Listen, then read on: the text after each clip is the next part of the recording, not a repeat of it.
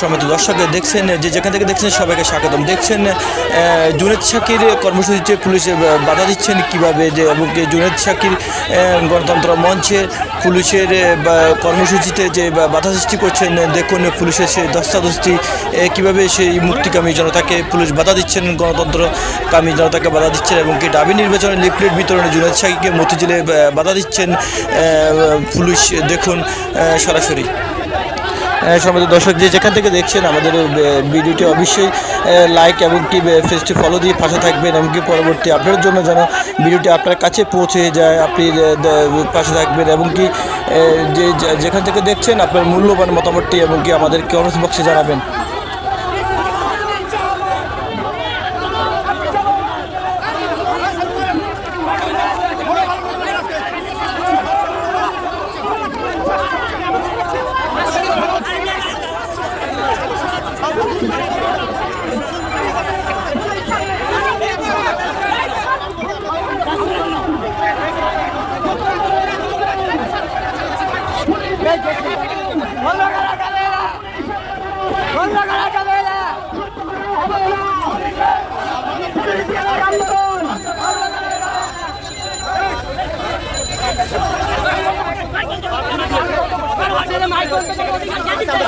একের পর এক কিন্তু আমরা দেখছি দেখছেন অর্থাৎ পুলিশের সাথে কিন্তু রয়েছে যারা রয়েছে মূলত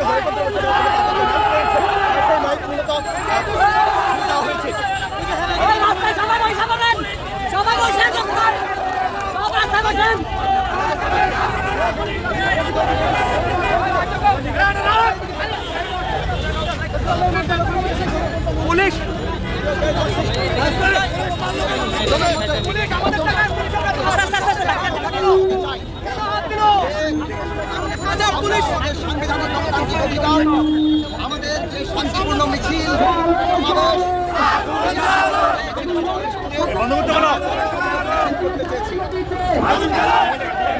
এই সরকারের অসাংবিধানিক ভাবে বেআইনি ভাবে আজকে তারা আমাদের সমাবেশ মিছিলকে থামাচ্ছে।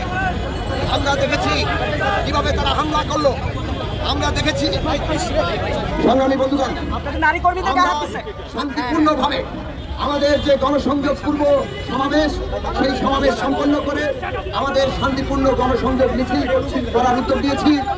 এই সরকার যেভাবে নির্বাচন কমিশনকে দিয়ে অবৈধভাবে অসাংবিধানিকভাবে এই সমাবেশের নিষেধাজ্ঞা দিয়েছে, সেই কারাকথিত নিষেধাজ্ঞা কার্যকর করতে এখানে পুলিশ বাহিনী আমাদের মিছিলের উপর ঝাঁপিয়ে পড়েছে। কেবল তাই নয়, পুলিশ কর্মকর্তারা আমাদের সিনিয়র নেতৃবৃন্দের সাথে যে অসদাচরণ করেছেন তার জবাব তাদের দিতে হবে। বাংলাদেশে আমরা দেখছি পুলিশ বাহিনীর মধ্যে এই সরকারের একদল পুলিশ এমন ভাবে পেটোয়া বাহিনী তৈরি হয়েছে, যেভাবে পুলিশ লীগ তৈরি হয়েছে।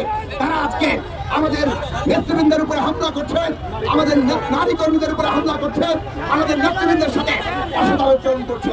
এই দিন নয়, আরো দিন থাকবে, বাংলাদেশ থাকবে। আমরা এই তীব্র নিন্দা জানাই। কোন দমন পীড়ন আমাদের আন্দোলন বন্ধ করতে পারবে না।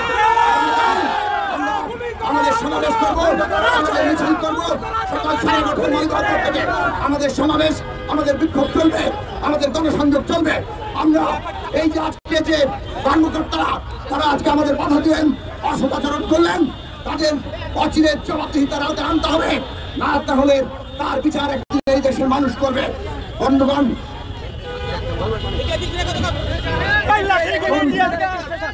আমাদের এই যে সংক্ষিপ্ত অবস্থান, আমরা এই মিছিলে হামলা, গণসংযোগে হামলা, এই হামলার প্রতিবাদ এখানে সংক্ষিপ্ত অবস্থান করছি। এই অবস্থানে এখন বক্তব্য রাখবেন মঞ্চের অন্যতম নেতা বিপ্লবী পার্টির সাধারণ সম্পাদক সাইফুল হক। বন্ধুগণ,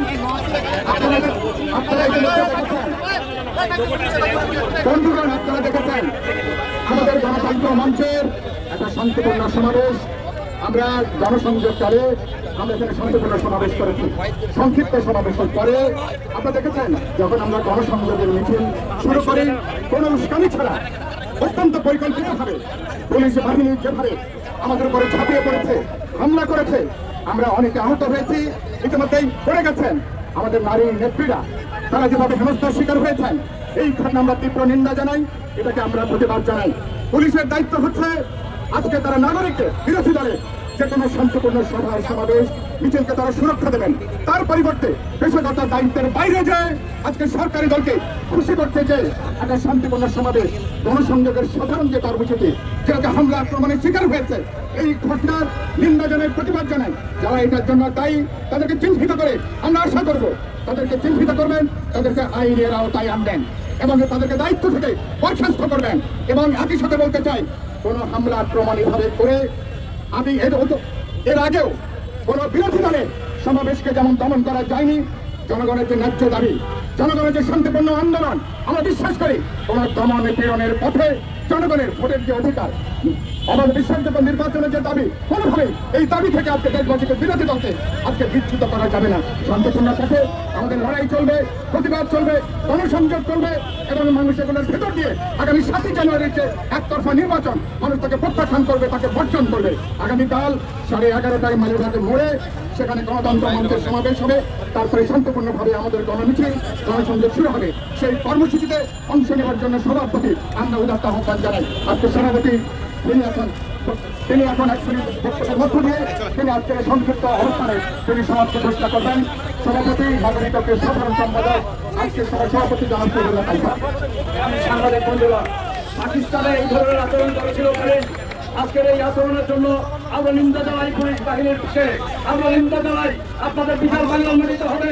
একদিন এই দেশের মানুষ আপনাদের বিচার এই দেশের মাটিতে অনুষ্ঠিত হবে, অনুষ্ঠান করবে বাংলাদেশের জনগণ। সেদিন গণতন্ত্র প্রতিষ্ঠিত হবে, গণতন্ত্র আসবে, গণতন্ত্র প্রতিষ্ঠা আন্দোলনকে অংশগ্রহণের আমি আমার কথা আজকে এই কর্মসূচি এখানেই শেষ করছি। বাংলাদেশ চিরজীবী।